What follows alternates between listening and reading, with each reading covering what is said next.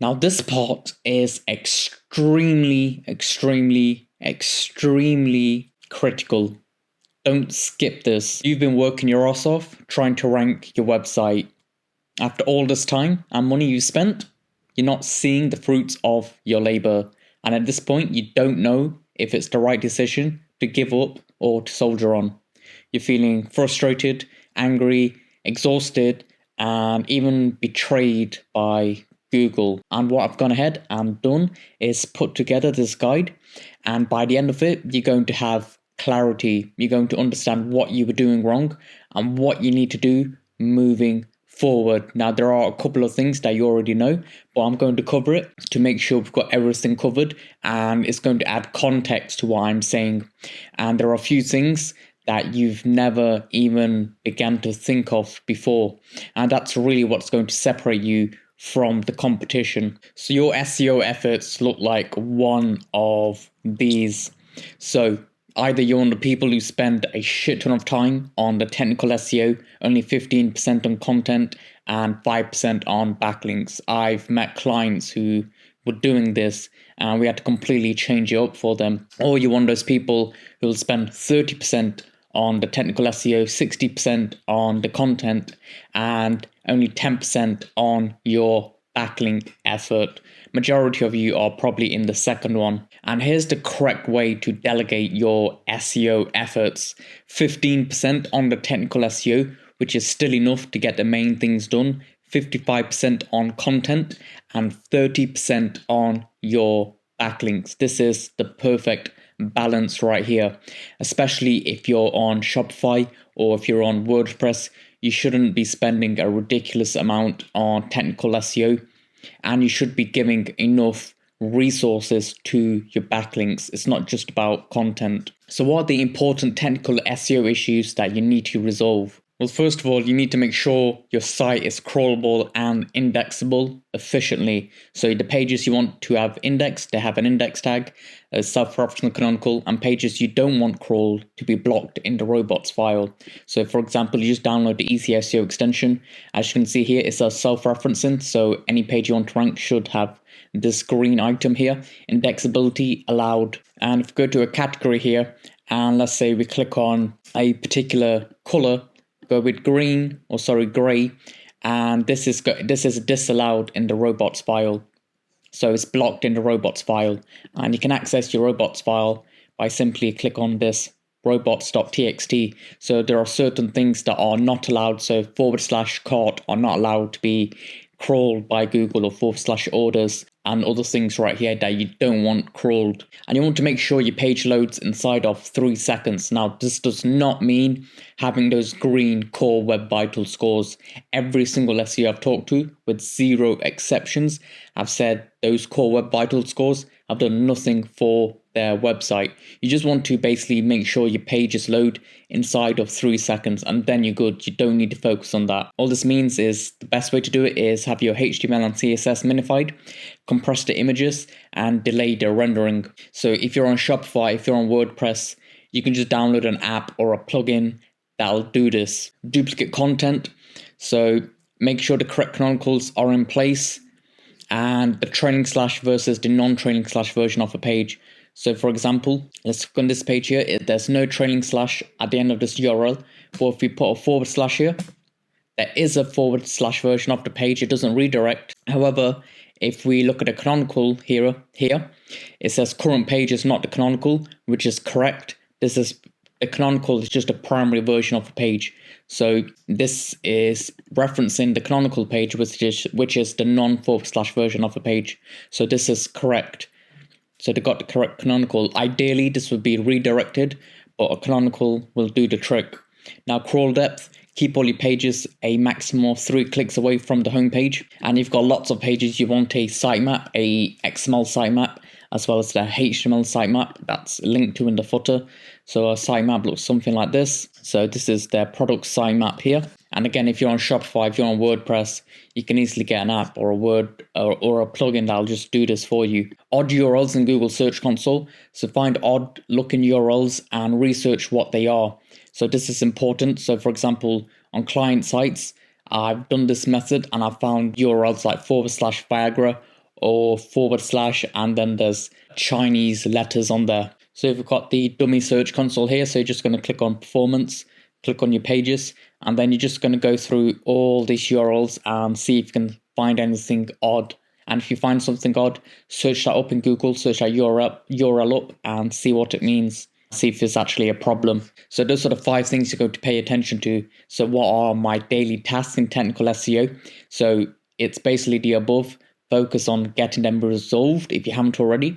And then the other technical tasks, if you've got the time, is basically checking and fixing broken pages and broken links. These don't matter too much unless there's a ridiculous amount for it, compared to the size of your website. Checking and fixing redirect chains, you can just use Screaming Frog to analyze this. Log into Google Search Console. Then you're going to click settings, scroll stats, and see if there's anything odd going on. So that page will look something like this. And you're basically going to see if there's any problems here. So for example, 404 pages, it says 1%. If it's a big number, you may want to look at that, because that's obviously going to be a problem if you've got a ridiculous amount of pages that are broken. And let's say this completely collapsed, this line here. Well, guess what? That means Google is not crawling your website. And I've done a really in-depth guide to a pro SEO audit. It's over 14,000 words long. I give this to interns, and if you want this guide, just comment below and let me know. Now let's move on to the content. You need to understand what you need to optimize, because there's a ton of optimizations you can do in terms of your content, in terms of that page. But these are the 4 main things. So first of all, make sure the page is hitting the correct search intent. So the way to do that is take your target keyword and put it in Google and see what types of pages are ranking 1. Are there category pages ranking on the first page?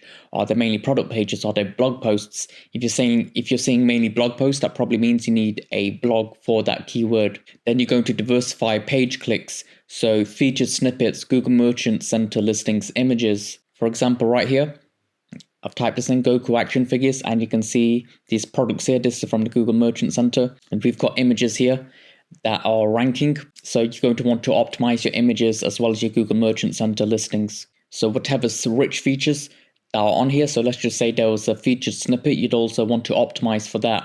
Now do the 80-20 principle of on-page SEO, which is basically the on-page factors that will have the greatest impact. So make sure you've got the main keyword in your H1 tag, meta title, and URL. And if the URL is already published, don't change it. Otherwise, you're going to have to do a redirect. That page's rank will reduce possibly, because it's technically a new URL you've just created now. And one of the ranking factors is time. And since you've got a new URL, well, guess what? You're going to be resetting the time, even if you're redirecting the URL. And next up is the semantic SEO. So this is basically adding secondary and related keywords to your page. So using tools like Google Search Console, Easy SEO extension, and a thesaurus. So for example, if you click on a page, click on queries, and basically seeing the keywords that we show up most for in terms of impressions, and then trying to add those keywords into the page if they make sense. And then you can use the Easy SEO extension here and type in your keyword, hit start, and it'll get you keywords that are related to your target keywords directly from Google, so you know they're hyper relevant. Then of course you can use a thesaurus. So if you're going after dog food, well, one of the keywords there is food, so maybe you can use things like meat, snack, meal, feed, drink, and these are related keywords. So what do you do after you've done this particular optimization? The next thing you can do is add your internal links. So you link into other pages within your site. So for example, inside your menu, inside your blog posts, inside your sitemap, of course, link to your most linked to pages. So for example, in Google Search Console here, you can click on links and you can see the top link pages externally and the top link pages internally. So of course you've got the home page. That's the very first top page linked internally, which makes sense, which is why your homepage is the most powerful page on your entire website. So for example, you got this blog post here. So save cleaners for quartz. So you may want to link to your product cleaners, product pages and categories from this blog post here. and make sure you've got a silo going on if you're doing category pages, if you're e-commerce. And the next thing you're going to do is adjust the copy of the highest revenue generating pages to further increase conversions. Because if you've got a certain page that's converting a lot, well, try to squeeze as much as you can from that page. That's technically more of a CRO type of thing, but it's something that you should know. The next thing is extremely important. This is how Amazon got so big, is create new category pages. This doesn't mean you have to have more products in order to create these category pages. So you can sort by product attributes. This is just a tip of the iceberg. I've created an entirely different video going over all this stuff. So the technical specifications, let's just say you sell RAM, and you've got 8 gig RAM, you've got 16 gig RAMs. Guess what? Those could be separate pages. So if you sell monitors, well, it could be 4K monitor, 1080p monitor. If you sell things that are ingredient free, so if you're a skincare company and you sell alcohol free hand wash, that could be a separate page. Alcohol free face wash, soy free milk or soy free chocolate. And basically this will give you a bunch of new ideas when it comes to collection pages. And then of course you can do it by occasion, so Mother's Day, Valentine's Day, back to school, for her, wedding, and then you've got holidays.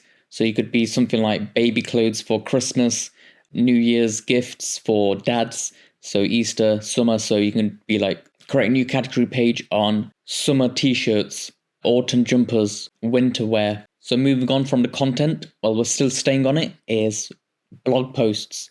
So we're going to target different stages of the buyer journey. So there are 3 main stages of the buyer journey. So there's the awareness stage, so they're now aware of that problem. The solution stage is they're considering a solution. And then the decision stage, so they're about to make a purchase, they're aware of a provider. So for example, they've got a pain in their back, and they're doing some research around that, and they figure out it's a lower back pain problem. And they search different things like lower back pain solutions, fixes, and they find a back brace. Well, now they're looking for back brace reviews and buy back braces. So they're aware on in terms of what they need to purchase. They're just making a decision on which product or which company they want to go with to make that purchase. So what we want to do is stick with the middle of the funnel keywords, because these aren't super competitive, but they still have commercial intent behind them. So for example, best X for Y keywords, so best graphics card for Call of Duty, or best chainsaw for 16-inch trees. Now, the next method is you want to switch keywords. So you want to go into your Google Search Console and take a look at the queries and pages.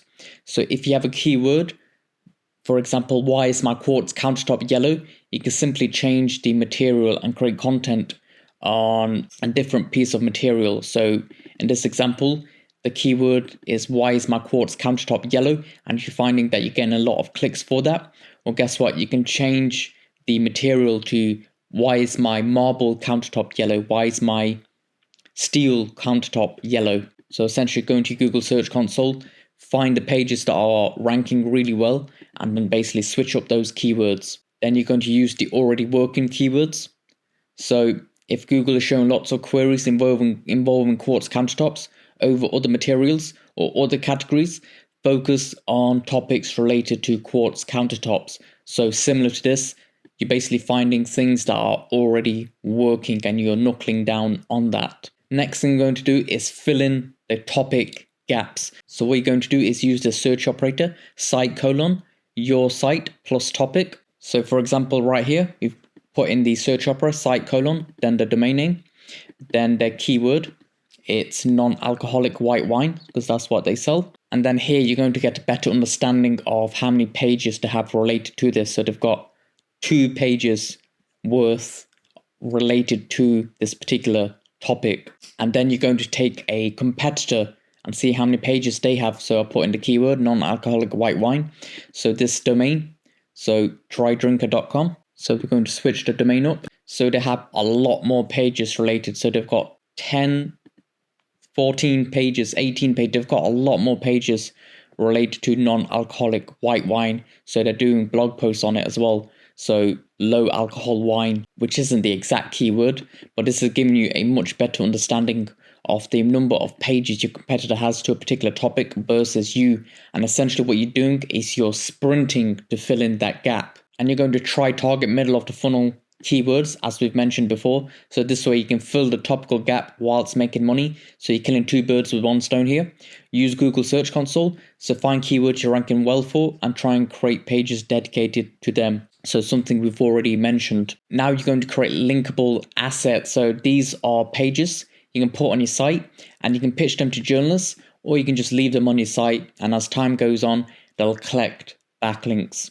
So the best thing that I found for this are statistic posts. And what you're going to do is write a detailed and data-driven guide. And the key to this is find unique data and visualize it, put into a table, into a graph, something that's nice to look at. They don't want a spreadsheet or a bunch of text to look at. They want to instantly be able to identify what that information means. Create a useful tool, so something that will make a difference to someone's job, something that will make their life easier. So for example, if you look at tax calculators, they get a bunch of backlinks because it's a really useful resource. Images, I found that images is a great backlink magnet, so people tend to cite images if they don't have permission to use them. A template, so a spreadsheet or a PDF that can help someone. So recently I've been looking at ideal customer profile templates because I wanted to create one for myself, and quite often they get backlinks to them because it's a useful resource. If you've got any case studies, create them. So for example, if you sell manufacturing products, well, you may be installing those products into someone's warehouse and they may have increased their productivity by 15%. Guess what? You want to mention that on your site because people will cite useful case studies. And then you create those roundup posts. So people tend to share curated updates, insights, and expert roundup posts. So for example, the recent Google updates that have gone around, they've created a bunch of docs around them. You've seen some pages be assembled, basically summarizing the different updates, and they've managed to gather a bunch of backlinks because again, it's a useful resource. Now let's move on to outsourcing content. How do you actually outsource content without losing any quality whatsoever? First things first, and I'm going to give you an example of everything I mentioned here. So create a framework. So write what the user's search intent behind the keyword is. So you're going to basically have a doc, your target keyword, and you're going to explain to the writer when you hand them that doc is what the search intent is behind it, because that's so critical. If you don't get that right, nothing else is going to matter. So what is the user trying to figure out? So you're going to provide your style guide, provide any resources, and provide a word count, a rough estimate. And what you're going to do is create subheadings. And again, I'll give you an example, so just bear with me whilst I read through this. It'll make sense in just a second. So you're going to create these subheadings because that's what's going to break up your article and also help the writer understand the article a bit better. So essentially look at other articles, take any info you could, use as subheadings. So get inside a searcher's head and figure out what they're thinking, what queries on this topic might they have, and use them as subheadings. So use your brain. So actually try put yourself in their shoes. Use the AI prompt. I'm writing an article for X. Here's what the current brief looks like. Paste in your brief and then fill out any content gaps that may be missing. So I've put into ChatGPT, write me an article brief on X topic, which is how to vent a garage. So they've gone over the purpose of this article, the target audience, and the key sections to include. So introductions, the signs your garage needs ventilations, and I've gone ahead and added bullet points beneath. So excessive heat or humidity, musty smells. So types of garage ventilations, they've given me tone of voice, the length, as well as the SEO keywords. So this is something that I already provided to ChatGPT before to make sure my content briefs look a certain way, and I'll give you that in just a moment. So you want to search the keywords on Google and look at the people also ask section as well as related searches. So how to vent a garage. So there's the people also ask section, you already knew that. And then the people also search for, so garage ventilation kit. So that may be something you may want to include in your article. And you can use the easy SEO extension to generate yourself more ideas as well. But don't add any irrelevant subheadings.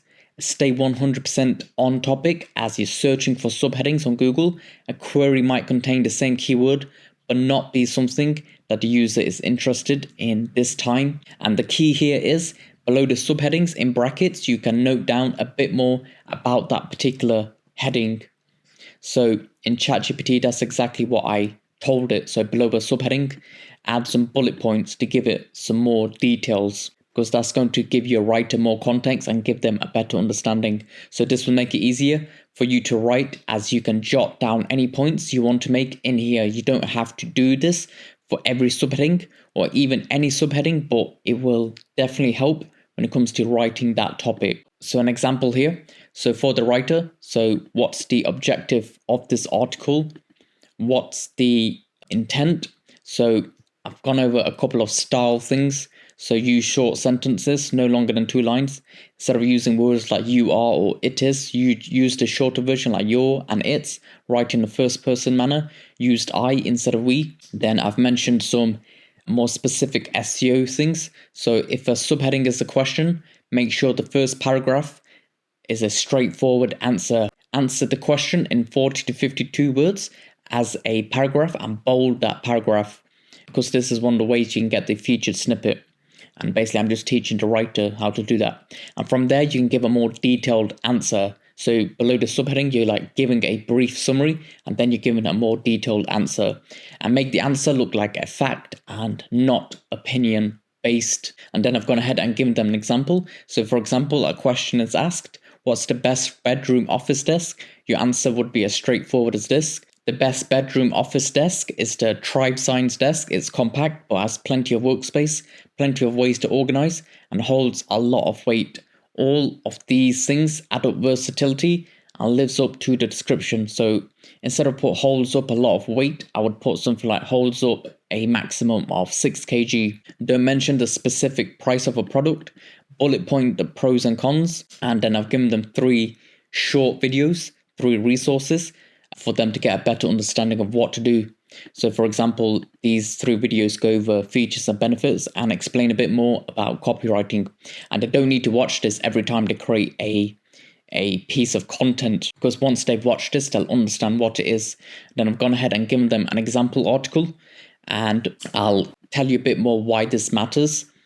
And please read this very short article on graphics cards. So if you've got a guide on, let's just say, dog food, guides for dog food, you want them to have a basic understanding of dog food. So you would link to a basic dog food guide, a general guide, so they've got a general understanding. And then I've gone ahead and recommend a word count, 1500 to 1800 words. And I've mentioned it's okay if you go over or slightly under, then you want to link to some resources. So in this case, the article is about best graphics card for Fortnite, and I've gone ahead and linked to those benchmarks. And then I've put a text here which says no introduction. I find that writing an introduction yourself, it's much better. You want to understand how to hook the reader, include your target keyword, or you can just give it to the writer yourself. I personally prefer to write it myself. And then I've gone ahead and listed stuff. So this is the graphics card, and I've wrote this is the best overall. So I've given them a bit more context. So I'll link to the product as well as a resource, and I've given them a better understanding of what I want written. So the average frame rate with resolution, the 1% low frame rate, and they'll understand what this means once they click on the resource, details on the temperature and how much power does it draw at 100%. And I've mentioned going to the features and benefits as well as the pros and the cons. And that's the basics of creating an article template. So it is detailed, but the more detailed it is, the less work it is for you when it comes to them publishing the post to you and giving that draft to you or to your editor. There won't be as many back and forths because you've just given them a detailed brief. So it reduces the amount of mental headspace, so you're getting frustrated in them not giving you the content you want. But with something like this, they'll know exactly what you want. So when it comes to proofreading and checking, you want to put it through something like Copyscape to see if there was any copy and pasting. Then you're going to proofread and spell check as well as check the grammar, see if it sounds like AI. So if it's overly formal or pretentious or it reads like a novel, it was probably AI. Now, if you have any problems, let the writer know and let them make the corrections. If they make minor corrections, you can go ahead and make them yourself. Otherwise, you'll just be wasting time. So if you've got some spelling mistakes, just correct it yourself. It's no big deal. And the key here is to batch your articles. So once you test some writers and you've given them some sample pieces and you're happy with a particular writer or two that you want to hire, start batching those articles or service page types of pages you want created. Basically, this is just going to save you so much time. It took me a long time to actually batch my articles. I don't know why, but I should have done this a lot sooner. And the next key, this is extremely important. This is why I say give them an example article, is have a type of article they can create. So guides on specific products. So buyer guides on a specific product, troubleshooting topics. So what you're going to do is get them familiar with something, and this allows them to gain experience with that particular type of product, and then just give them content related to that because their expertise will keep increasing. So how do you hire someone? Which places do you want to go to? So I mainly use Upwork, but I hear people per hour is pretty good. So I just stick with Upwork personally myself. Places not to hire, I have used Fiverr a bunch of times, unfortunately. So Fiverr is a low quality type of freelancing site. A lot of the time you don't know what you're going to get. So this place is crawling with people who just want to make a quick buck, and they don't give a damn about the services they provide. Now, of course, this isn't everyone. I'd highly recommend just avoid this like the plague. I've created a separate video on this if you want to watch about Fiverr, but don't use it. Now, when you're creating a job listing, and I'll give you an example of what I put as a job listing when I'm looking for a writer. So first of all, in your listing, you want to write what you are looking for. So mention the type of characters and the skill sets. Then you're going to mention what you are not looking for. So when writing your job listing, you want to make sure you have in there what you're not looking for. So this is part of the job listing.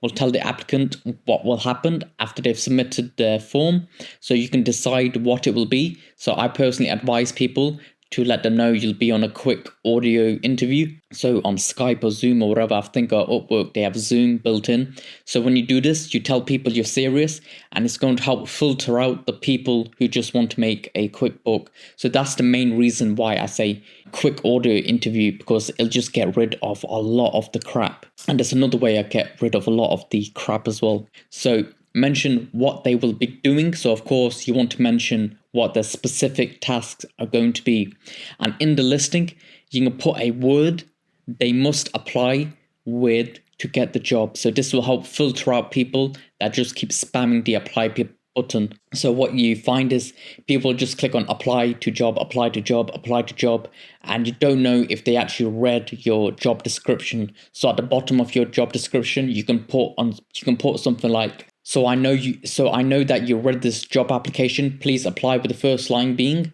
purple cow. So when people apply with that line, you know they've read it. So here's an example here. So for a particular site I was working on, so I put immediate hire in capitals, content creator for home improvement. And when you put immediate hire, that helps get a lot more applications.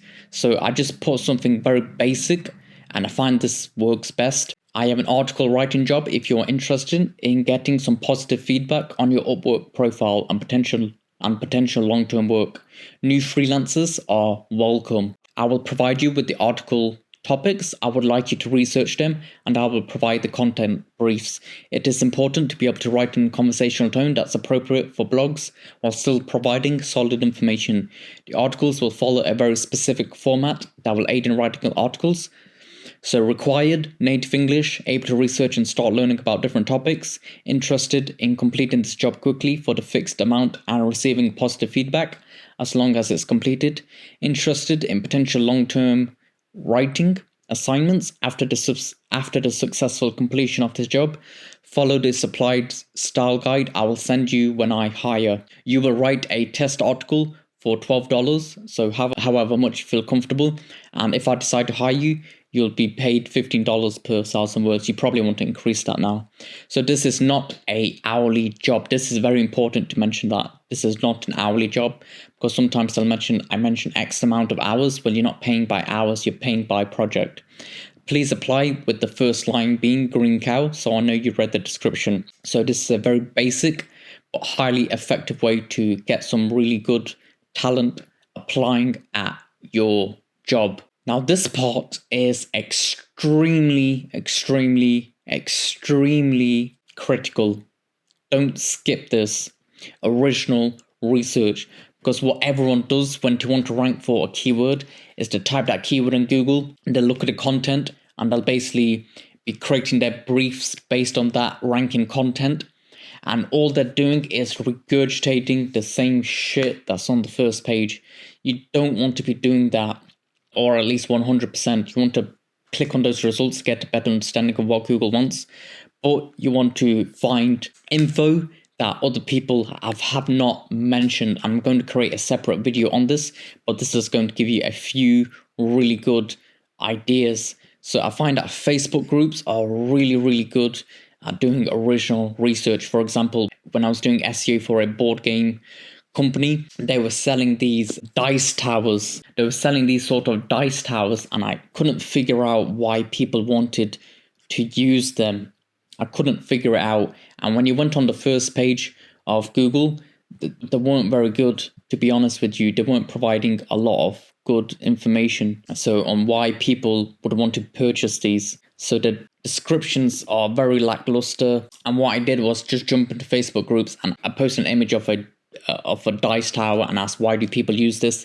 And I've got a bunch of great information. So people use it because obviously they don't want to throw the dice anywhere else, because that was a common problem, always dropping or losing your dice. That was a pain point. But also something that I'd never thought of was people had problems with their hands, with their wrist, so they struggled. So they were always throwing it on the floor by accident constantly. So with a dice tower, they wouldn't be in pain when throwing the dice and it wouldn't roll over. So that was something, a piece of information I could have never learned just by looking on the first page of Google and seeing what other people were doing. So your users will appreciate that, but not only users, but also Google, because you're providing a fresh new perspective. So use forums like Quora, Reddit, and niche forums. So you can just use the site operator, site colon, and then reddit.com, and then grip strengthener. So for example, when I type this search operator in, so let's just say you're a gym company and you're selling those grips that people use, or hand grips effective, and then I clicked on it, and people mentioned just weird things like, yeah, I've noticed that helped me carry more groceries. And someone said, I do BJJ on the side and it's actually helped me when it comes to rolling around and stuff like that. Guess what? That stuff I would never have learned when exploring the first page. This is an interesting little story this Redditor told. Anyway, the pipe bender broke and he was going to the store to buy another. There were only a few left that we needed to make, so I thought I'd try to bend it with my hand. He flat out said that's impossible. Lo and behold, I did it with relative ease. I never forgot the look on his face as his pretty burly guy who uses his hand all day whilst I worked in an office. So you could create a product description and watch my video on how to create an effective product description. I've wrote about create copy that also caters to the emotional side. And this story right here, it caters to the emotional side. So you could even put in a brief little story, like 1 or 2 paragraphs, tiny little paragraphs, just a few lines. And that will be another way to help push the user off the gate when it comes to making that purchase. Then you can use niche relevant forums. So if you sell dog food, so you can put pet plus forum. So you'll get results like UK pet forums, dog forum, etc. And there are different sites to find unique data sets. So you can use Kaggle and you can search up a topic. So for example, this one goes over top Spotify podcast episodes daily updated, world's best restaurants, China versus Japan, and they'll give you different statistics. You can use open government sites. So this is what the UK government site looks like. So you can get statistic data, banana prices, maybe you're selling food and you want to create something around that, a Google data sets. And when it comes to visualizing the data, you can use Workout Wednesday, because if you're not visualizing the data, guess what? You're probably going to be missing out on backlinks, because people want to instantly understand something. And Workout Wednesday is a great way to get inspiration, because it's a site where every Wednesday there's a data visualization challenge for you to get fresh ideas on visualizing your data, and it helps you with the storytelling as well. So you can see what different people have done when it comes to visualizing their data. Really good stuff. And I can't stress this enough. Original research is extremely important. It's really what's going to separate you from all that crap out there on Google, providing information that isn't already available on the web, or at least available in a structured format. Now let's take a look at the backlinks. How do you realistically build backlinks? Here's how it used to work. So you'd find a page or a website you'd want to get a link on. You'd then email that particular website owner or manager, whoever's in charge. You'd send them a piece of content, because in the email you would have said, I want to guest post for you. And if they said yes, you'd send them that guest post. Within that guest post, there'd be a link back to your site. I had some success with this and even landed on some massive sites, but this has died now. This is dead. This does not work unless you have some particular expertise in a subject that site owner can't get from AI or in a cheap fashion. So here's a better approach. Provide your expertise on a topic not many others can provide. So for example, in this email they put, hello, my name is Mary. I'm from Reverb, a global top 20 content marketing agency. I'm loving what you write on your site. I think we can provide you with an engaging blog post about content marketing, SEO, email marketing, web design, social media marketing, and business management. Which one of our topics do you think would best fit your blog? I would love to hear back from you so we could discuss this in details. So this still is going to have a hard time getting any traction, but it's much better than what it used to be. This is what's going to sell it. A global top 20 content marketing agency that are showing their expertise in a particular area. And this only becomes more and more potent the more finite your area is. So for example, if you are a dentist and you're looking to get guest posts, well, you could, how many dentists are there out there? You can reach out to sites and say you're a dentist of X years and you've got this kind of experience. I'd love to guest post for you and provide a blog on this particular topic. So here's a predictable, simple approach using Facebook groups, and no one does this. So what you're going to do is go to niche specific Facebook groups. So for example, in that board game example I gave, I could have posted something like, does anyone have their own board game blog? I'd love to guest post for you. And you can join SEO groups as well. So here's what I put in an SEO group when I was working on a tech related website. So I titled it, look into guest posts on a tech related website. Then I put in requirements, at least 1,000 plus traffic from English speaking countries according to SEMrush. 10,000 plus is ideal, no PBN. So these are websites set up just for the sake of linking out to sites. English only, tech related sites only. Link must be do follow. Then I'd start to get a bunch of replies. So people are telling me to check my inbox. So you might want to create a different Facebook profile for this, because you'll have a lot of people inboxing you. And then when they send you their sites, you're just going to throw them to SEMrush and make sure they're actually good. Make sure they're getting at least 1,000 plus traffic a month. Ideally 10,000, but 1,000 is okay. And of course, look at where the distribution of the country. So make sure it's English speaking countries that their traffic is coming from. Top organic keywords. So a lot of people, they will manipulate this by simply ranking for gibberish. So make sure they're ranking for real keywords, and then make sure it's not a link farm. So start checking out their blog posts, see if it's linking just to affiliate reviews and things like that. But guess what? It's probably a link farm. And then you're going to put it into a domain name age checker.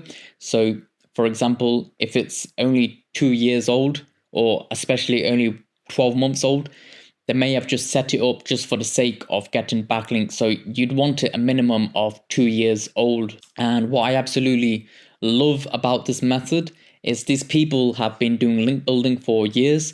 They've created relationships with different websites, and it's taken them a long time to gain those relationships. And what you're doing is throwing a bit of money in to leverage those relationships. And all you're going to do is simply, when you're happy with the website, you're going to negotiate the price down. So another thing you can do is use freelance sites, so like Upwork or people per hour. And all you're going to do is put up a job board like this. I'm looking for backlinks on tech websites only. Website requirements must be receiving at least 1,000 plus traffic a month according to SEMrush. No PBNs, tech websites only, must be realistically priced for a guest post. I don't care about DA, only traffic, because on Upwork, sometimes they'll just price it a ridiculous amount. So you're making sure They know that. Please send the links to the website and not a spreadsheet link / attachment, because I find out a lot of people, what they do, instead of sending you the websites you want, I'll send you a spreadsheet and then you have to filter through that spreadsheet. That's a pain in the arse to do.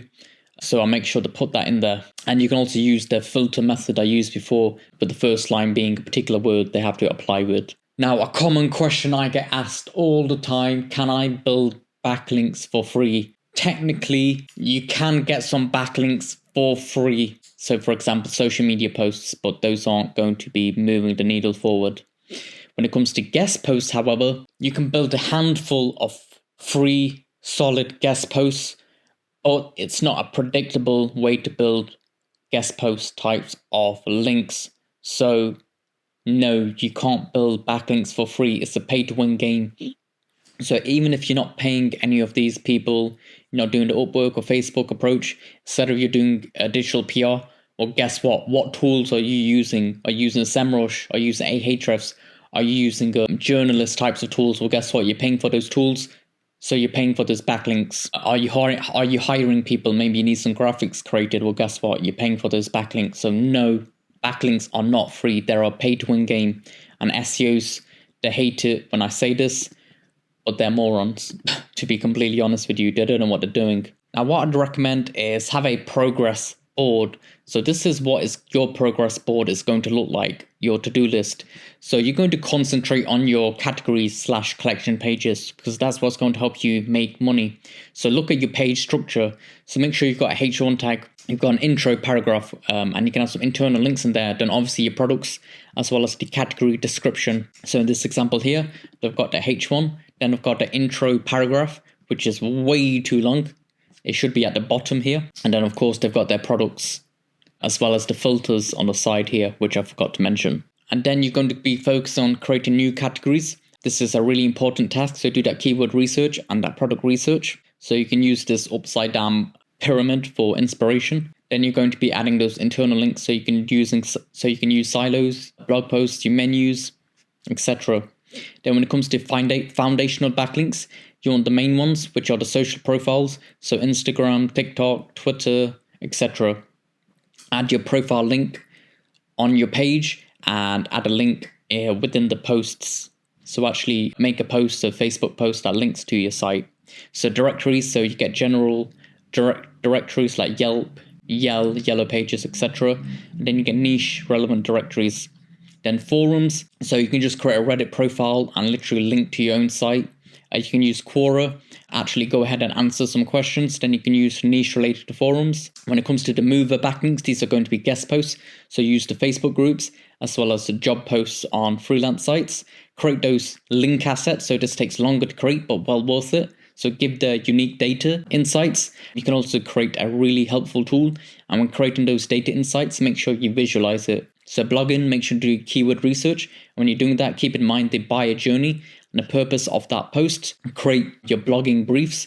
So when you find a keyword or keywords you want to target, create and outline that brief for your writer. Include the headings, the keywords you want mentioned in that post. Then you want to, when it comes to publishing your blogs, you want to be doing the outsourcing, the proofreading, SEOing the content. So doing the 80-20 principle, as I've mentioned previously, as well as adding the internal links. And when it comes to the homepage, be very intentional, because you don't want to be loading up your homepage with a bunch of links to pages. Otherwise, that'll dilute the link juice, as well as could hinder the user experience. So link to the pages that generate you the most revenue and leads. Now we're on brand building. This is very important, because you can do what I've mentioned previously, all this stuff, and your traffic will increase. It will go up. Your revenue will go up. But if you don't do this, guess what? Your traffic will look like this. It'll go up and up and up and up and up. Then it'll go down, and then you're going to be working on getting up and up and up. It'll go down. It'll be a roller coaster because of the updates and the competitors. But we want something like this where it goes up. It takes a slight dip. That's normal, but it keeps going up. Takes a slight dip. And the way you do that is through your branding. So what you want to do first is create your ideal customer profile. And I'm about to go through all this in detail. Then you're going to create your tone of your brand, your color palette, your style, and your brand values. So when it comes to your ICP, your ideal customer profile, it's going to look something like this. So let's say, for example, you've got a e-commerce fashion brand, and this is Chantel over here. This is your ideal customer. So she's 25 to 34. She's primarily female. She has a middle income of 50 to 100k annually. She's got a university degree. She's single or newly married. She's located in the US or UK. She lives primarily in larger cities. She shops mostly on mobile. She regularly purchases monthly items in terms of clothes. She's influenced a lot by social media and follows fashion influencers. She prefers the digital wallet payments, so like PayPal and Klarna. So when it comes to technology, she primarily uses Instagram and Pinterest for inspiration. She regularly shops via mobile apps, and she's comfortable with tech advancements like AI, like AR try-ons. And her values are sustainability and ethical fashion. The hobby she's into: fitness, travel, socializing. Her buying motivations: she prefers quality and design over price, and she's eco-conscious. So we've given ourselves a pretty nice and in-depth guide of an ICP without going too overboard. Now, when it comes to the tone of your brand, what does it look like? Are you more of an intimate type of brand? Are you more of a joker type of brand? Are you more of an inspirational, belonging type of brand? And you want to take a look at this wheel here and figure out the type of brand you are. So, for example, if you look at the Body Shop, which is a health shop in the UK, they're conversational, they're direct, they're approachable. At Tiffany's, they're elegant, they're classy, they're witty. Starbucks, they're functional, they're urban, they're expressive. And basically, you're going to figure out your type of tone and your kind of vibe. So when it comes to the color palettes, take a look, and you want your own brand color palette. So PayPal, there's this different shades of blue. BP, Slack, Asana, Google. And this is what Discord looks like. Of course, Coca-Cola, there's pops a lot more because they use colors to a minimal. Then you're going to figure out your style. So look at the font style. What does that look like? Your logo, as mentioned, the fonts, what does that look like? Your images, what types of images are you using? Your brand's voice. So the images, they look quite rustic and clean. So that's the kind of brand and vibe they're going for. Then you want to figure out your brand values. So if you look at Discord, their brand values are playful, original, reliable, relatable. So for example, original, we'd love to see what you come up with. Discord was originally built around games until our users began to do the unexpected: karaoke nights, math tutoring, podcasts. We've seen endless surprising fun. We celebrate, cherish, and the unique perspective every person brings to the world and Discord. So that's a great brand value. So reliable, we listen, we're honest, we're constantly working to gain your trust, we believe in being dependable, consistent. So you want to figure out what your brand stands for, what values do you have. So what are the next steps? One of the things I recommend you do is do a sprint. One of the things that's annoying is you do SEO this month, then the next month, and then the next month, and then it carries on indefinitely, and you don't know when you're going to see results. Create a sprint. So you know you need to create X amount of pages on this topic. Create an entire content sheet of what you need to do. Then you're going to do keyword research, for example, for the new categories you want to create. Have that. And then as well as you've got X amount of money. Let's say you've got $2,000 you want to spend on backlinks. And then you're going to try and get as many backlinks to your site with that budget. So have particular goals. And 2 sprint resources that I'd highly recommend is the 12-week year and the 12 disciplines of execution. You don't need to go through these books. You can literally just go on YouTube and look at the book summaries. And as an example, publish 30 new collection pages, build 60 backlinks, and publish 200 blog posts. That could be your goal. So how do I know this will work? You might be thinking to yourself, what I'd recommend you do, this is going to sound a bit maybe egotistical, a little bit weird, is have faith in me. So I've been doing SEO for over 8 years now. I started off working on my own niche sites, then got referred to a marketing agency that I worked for, working on local businesses. And then I moved on to much bigger sites, up to a multi-billion-dollar e-commerce company. I've done SEO for tiny little businesses as well as huge enterprise-size businesses.